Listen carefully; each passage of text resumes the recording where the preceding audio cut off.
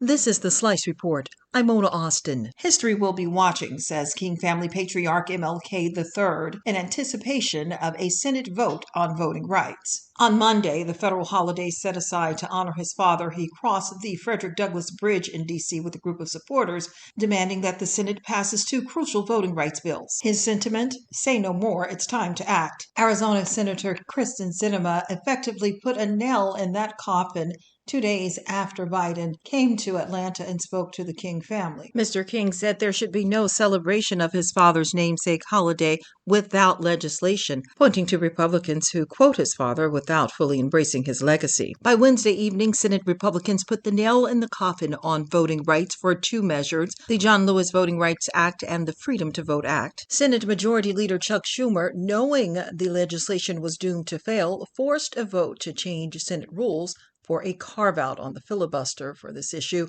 The vote was 50-50, but then, just as they said they would, West Virginia's Democrat Joe Manchin and Kyrsten Sinema of Arizona revolted against their party, siding with Republicans. The final vote was 48-52. On Wednesday, U.S. President Joe Biden held his first press conference of the year on the final day of his first year in office. Biden expressed optimism about the progress he's made over the last year and says he is not ready to say that the pandemic is the new normal. He acknowledged the effects the coronavirus has had on the economic situation in the U.S., but says the country will not be shut down and children will remain in school. The president says his positive outlook comes from the fact that the nation is better equipped to fight the coronavirus than it was a year ago. Since taking office, this was only the second time President Biden has faced the press in a press conference setting. He gave time-deprived White House correspondents 2 hours of FaceTime. The website that offers free COVID tests for your family has launched. COVIDtest.gov is the place to request free tests with the hope of lessening the spread of the coronavirus.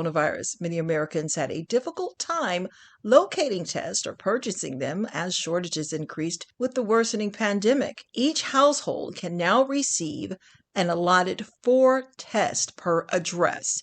That means that only one person in your home can complete the form online. Sign up for your free COVID test provided by the Biden administration at covidtest.gov. The rapid results at-home test will typically ship within 7 to 12 days of ordering. In related news, the CDC has updated its guidance on when people who received the Pfizer shot can get their booster. The waiting period has been shortened from 6 months to now 5 months for those who received the Pfizer-BioNTech COVID-19 vaccine. Farewell and RIP to legendary fashion journalist Andre Leon Talley.